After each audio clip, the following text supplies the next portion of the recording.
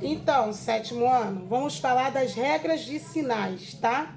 Primeiro lugar, para a gente conseguir fazer as operações com os sinais, tá?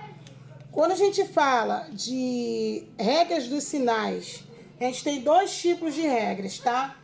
A gente tem a primeira regra, quando a gente vai pelos sinais, mais com mais, que é igual a mais, menos com menos, que é igual a mais com menos, que é igual a menos, e menos com mais, que é igual a menos. Ou seja, olha a dica que eu vou dar.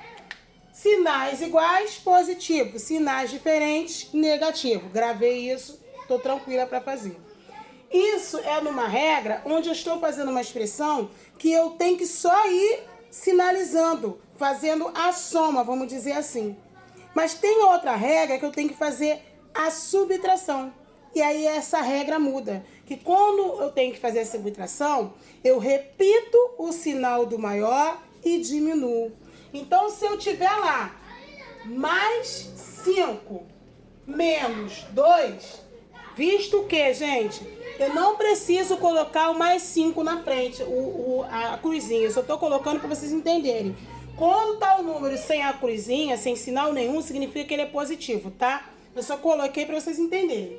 Mais 5 menos 2, quem é o maior número? 5. Qual é o sinal do 5? Positivo. Então, o resultado será positivo. Aí eu repito o sinal do maior e diminuo. 5 menos 2, 3. Então, essas são as duas regras, tá?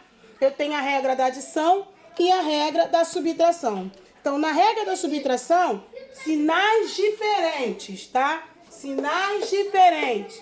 Repito o sinal do maior e diminui. Mas se eu tivesse aqui, ó, mais 5, mais 2. Sinais iguais. Repito o sinal e somo.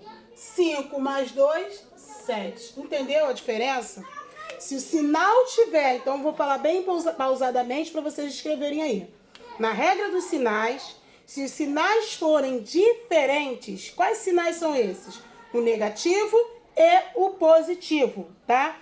Se os sinais forem diferentes, eu vou repetir o sinal do maior número e vou diminuir. Foi o exemplo que eu dei. Mais 5 menos 2. Quem é maior? O número 5. Qual é o sinal do número 5? O positivo, o mais. Então, eu repito lá no meu resultado mais e diminuo 5 menos 2, que deu 3. Então, meu resultado vai ser mais 3. Sinais iguais, tá? Sinais iguais, eles têm o mesmo sinal. Eu vou repetir esse sinal e vou somar. Então, se eu tenho mais e mais, eu vou repetir o sinal. É 5 e 2, 5 mais 2, 7. Logo, o resultado vai ser mais 7, tá?